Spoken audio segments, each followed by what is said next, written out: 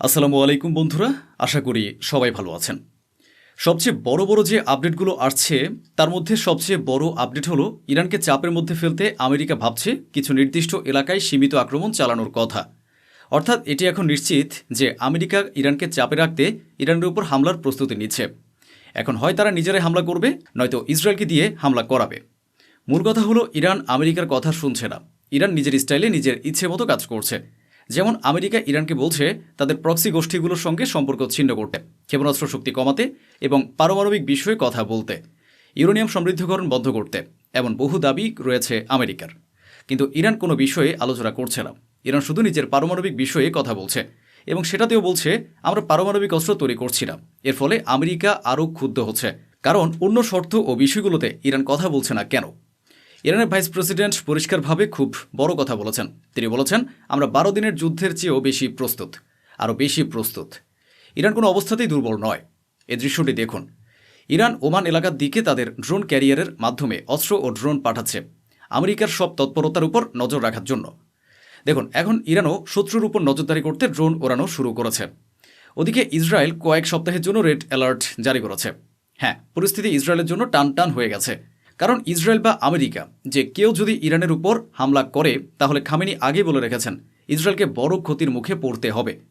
আরেকদিকে ইসরায়েল প্রস্তুতি নিয়ে রেখেছে তারা ইরানের ক্ষেপণাস্ত্র কর্মসূচি পুরোপুরি ধ্বংস করবে। হ্যাঁ, এমন কথা বলা হচ্ছে যে আমেরিকা নাকি এ বিষয়ে নেতানিয়াহুকে অনুমতি দিয়েছে। এদিকে ইরানের হামাদান এলাকায় ইরানের পুরনো প্রজন্মের একটি যুদ্ধ বিমান F-4 বিধ্বস্ত হয়েছে। দুর্ঘটনার সঙ্গে সঙ্গে এতে থাকা পাইলটরাও নিহত হয়েছেন। জোর করে চাপিয়ে দেওয়া দুর্ভোগ এভাবেই ইরানের ঘাড়ে এসে পড়ছে। ওদিকে ইরাকের বিভিন্ন গোষ্ঠী লাগাতার পরিষ্কার করে বলছে আমরা ইরানের জন্য লড়াই করব। অন্যদিকে দিয়াগো গার্সিয়া, যেটি ব্রিটেনের নিয়ন্ত্রণে রয়েছে, দ্বীপটি অন্য দেশের হলেও নিয়ন্ত্রণ করে ব্রিটেন।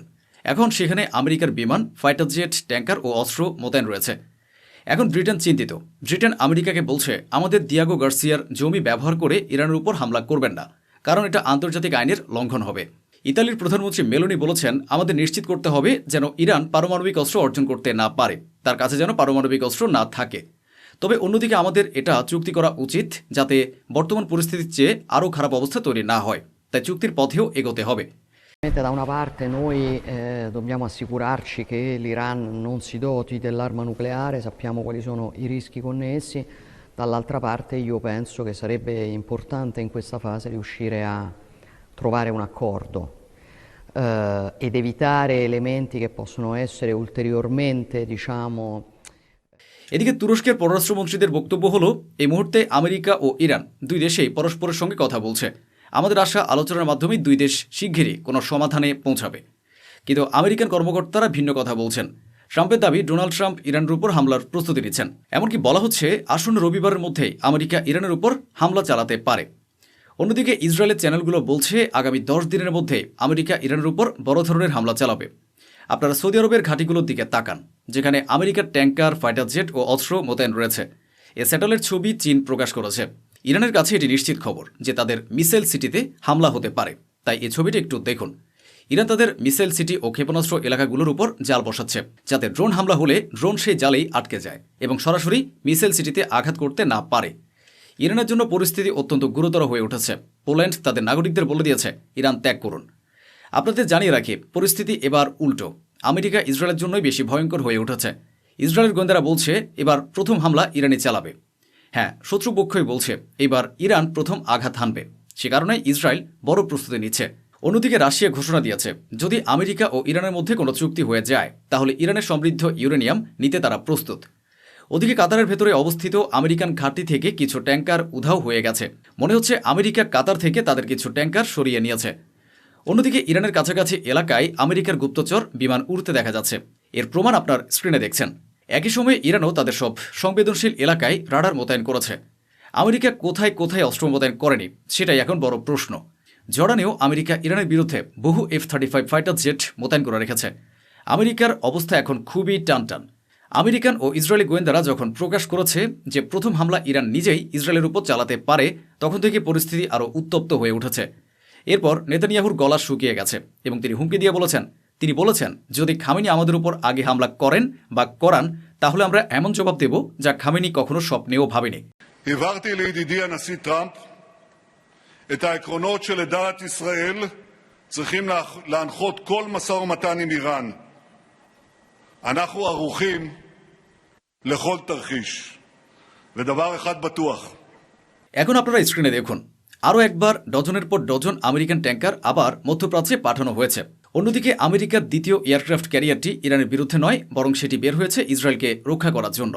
হ্যাঁ, আমেরিকার যে দ্বিতীয় এয়ারক্রাফট ক্যারিয়ারটি আছে সেটি এখন ইসরায়েলের দিকে অগ্রসর হচ্ছে, যাতে ইরান যদি আক্রমণ করে তাহলে নেতানিয়াহু বা ইসরায়েলকে রক্ষা করা যায়। এদিকে রাশিয়ার পররাষ্ট্রমন্ত্রী সের্গেই লাভরভ বলেছেন, গতবার যখন ইরানের পারমাণবিক স্থাপনায় হামলা হয়েছিল তখন পারমাণবিক বিকিরণ লিক হওয়ার আশঙ্কা ছিল, বড় দুর্ঘটনা ঘটতে পারত। এ কারণে রাশিয়া চায় ইরান ও আমেরিকার আলোচনার মাধ্যমে সমাধানে আসুক। আর এই যে দুই দেশের মধ্যে সংঘাত চলছে তার পেছনে ইউরোপের ভূমিকা রয়েছে, সে কারণে ইরান ইউরোপে বসে কথা বলতে চায় না। নিন সর্বশেষ তথ্য। 2003 সালে ইরাকের বিরুদ্ধে যত বড় প্রস্তুতি নেওয়া হয়েছিল তারপর এবারই ইরানের বিরুদ্ধে আমেরিকা এত বড় প্রস্তুতি নিয়েছে।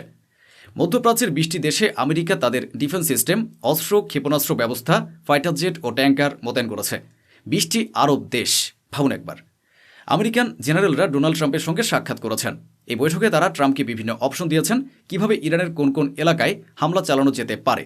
অন্যদিকে ডোনাল্ড ট্রাম্প নিজেই নিশ্চিত করেছেন, আমরা ইরানিদের সঙ্গে কথা বলছি, আমাদের আলোচনা খুব ভালো হয়েছে, তাদের জন্য ভালো হবে যদি তারা আমাদের সঙ্গে চুক্তি করে, কারণ যদি তারা চুক্তি না করে তাহলে তাদের জন্য পরিস্থিতি খুবই খারাপ হবে।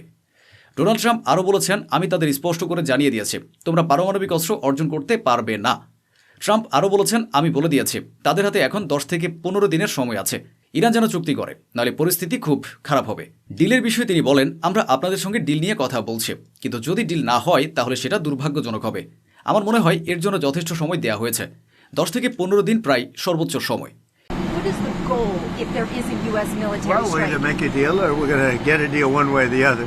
But with a military strike, is it to wipe out their nuclear I'm not program? going to talk to you about that, but we're either going to get a deal or it's going to be unfortunate for them.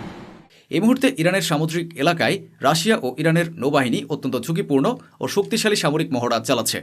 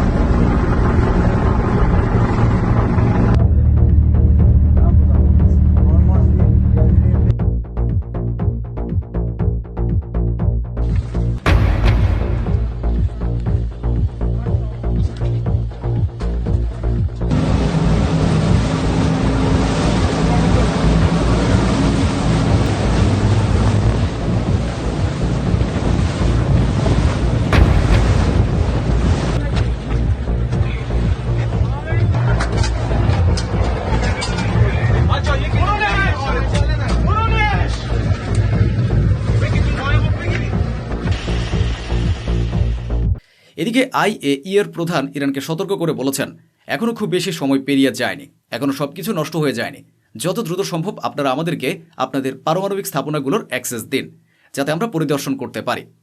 অন্যদিকে ইরানের president Pezeshkian একটি বড় তথ্য প্রকাশ করেছেন। তিনি বলেছেন, ইরানে যে বিক্ষোভগুলো হয়েছে বিশ্বের শীর্ষ 10টি গোয়েন্দা সংস্থা এতে জড়িত ছিল। আমি শুরু থেকেই এটা বলছিলাম। আর এখন খোদ ইরানের প্রেসিডেন্টও নিশ্চিত করে বলছেন, MI6, CIA, মোসাদের মতো শীর্ষ গোয়েন্দা সংস্থাগুলো ইরানের ভেতরে পরিস্থিতি অস্থির করেছে, বিক্ষোভ ঘটিয়েছে ও করিয়েছে। তিনি আরও বলেন, একটি গুজব ছড়ানো হচ্ছে যে চীন আমাদের টাকা দিচ্ছে, অস্ত্র দিচ্ছে, আমাদের সাহায্য করছে, কিন্তু তা একেবারেই সত্য নয়। পেজেশকিয়ান আরও স্পষ্ট করে বলেন, আমরা আমাদের মাতৃভূমির জন্য সব দিক থেকেই জীবন দিতে প্রস্তুত, শাহাদাত গ্রহণ করতে প্রস্তুত। فایننس چین الان کلی قرار فایننس بکنه خب نمیاد اینجوری نیست به این سادگی که میگید ما هر کی فایننس میکنه بره بکنه الان اعلام میکنم نمایندگان محترم اینجا تشریف دارن اگر کسی هست میخواد فایننس بکنه برید بکنه এই রিপোর্টের মাধ্যমে ইরান সম্পর্কিত সব তথ্য স্বচ্ছভাবে আপনাদের সামনে তুলে ধরা হলো। আশা করি আমাদের এই প্রচেষ্টা আপনাদের ভালো লেগেছে। এই ছিল আজকের আয়োজন। অসংখ্য ধন্যবাদ। সুস্থ থাকুন, ভালো থাকুন।